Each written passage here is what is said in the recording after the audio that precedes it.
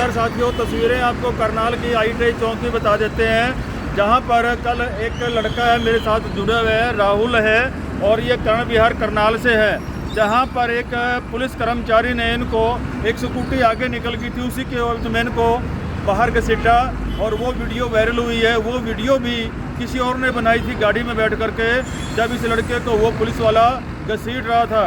इतना ही नहीं है, उसको इसी पुलिस बूथ के अंदर, ये देख रहे हैं, ये पुलिस सहायता केंद्र है, यहाँ पर ला करके भी उसके साथ बदतमीजी की और इसको मारा। जी जानना चाहेंगे राहुल से जी, क्या कुछ हुआ आपके साथ कल? जब मैं यहाँ से स्कूटी से निकल रहा था तो मेरे से गलती से स्कूटी थोड़ा आगे से आ गई, जिसके वजह से पुलिस डिपार्टमेंट के जो अधिकारी थे उन्होंने मेरे को रोका, बट मेरे से गलती से ही हुआ वो आगे, तो वो एकदम रूडली उन्होंने बातें करी, तो उसी वजह तो मेरे से भी थोड़ा वर्ड गलत निकले।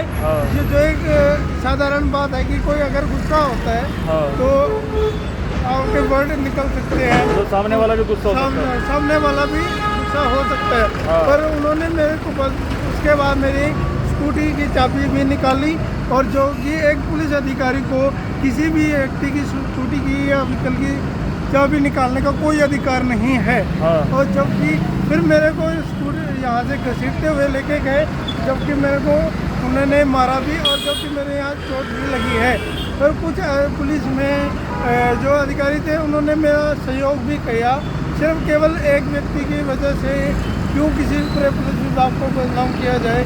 मैं सिर्फ उनके लिए यही कहना चाहता हूँ कि ऐसे अधिकारियों को आप क्यों रखते, कुछ उन्होंने मेरी जो हेल्प भी करी। वो पुलिस कर्मचारी था या होमगार्ड था? मैं एक वो पुलिस अधिकारी ही थे, और जो जिन्होंने मेरे से अच्छे से व्यवहार किया, वो साथ मेरे साथ अंकल जी साथ बैठे। आप उसके बाद कहाँ गए? उसके बाद में सीधा मेरे को वो चौकी में चले गए लेकर के, उन्होंने वहाँ पर बैठाया मेरे को। वहाँ से मैंने अपना एक माफी दाफा लिखवाया, सॉरी लिखवाई मेरे से। मैंने उनको लिख के दिया।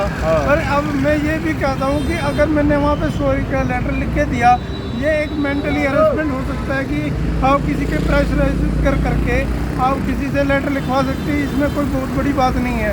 फिर उसके बाद में कल ही करनाल एसपी ऑफिस में भी गया। एसपी ऑफिस लेटर देने के बाद एसपी ऑफिस में गए? हाँ जी, मैं एसपी ऑफिस में भी मैंने वो लेटर दे दिया है। और उसके बाद मैंने उनको सिर्फ ये कहना चाहता हूँ, अगर वो पुलिस सर के साथ, अगर जो पुलिस डिपार्टमेंट के जो अधिकारी थे उनके साथ, अगर मैं नहीं चाहता कि किसी के साथ कोई गलत हो, उनके सिर्फ एक सबक मिले, ना कि उन पर कोई खास वो ना होना चाहिए, एक सबक होना चाहिए। मैं क्योंकि उनका भी एक परिवार है, मैं एक व्यक्ति की गलती की वजह से उनके परिवार पर भारी नहीं होना चाहिए।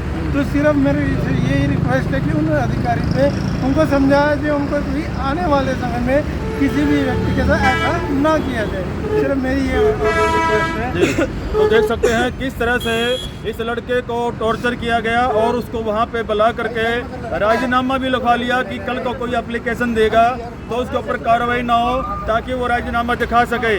इस तरह की करतूतें अगर कोई पुलिस कर्मचारी करता है तो ये बड़ी शर्मिंदगी की और घिनौनी हरकत है कि किसी भी आम आदमी को।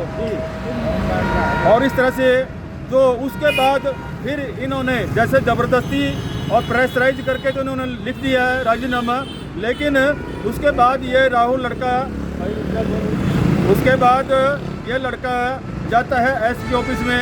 एसपी साहब का पेश होता है और अपनी सारी गाथा बताता है कि उन्होंने प्रेशराइज करके मुझसे राजीनामा भी लिखवा लिया कि गलती हो गई है, इसी से सॉरी लिखवा लिया कि मेरे से गलती हो गई है, गलती खुद की।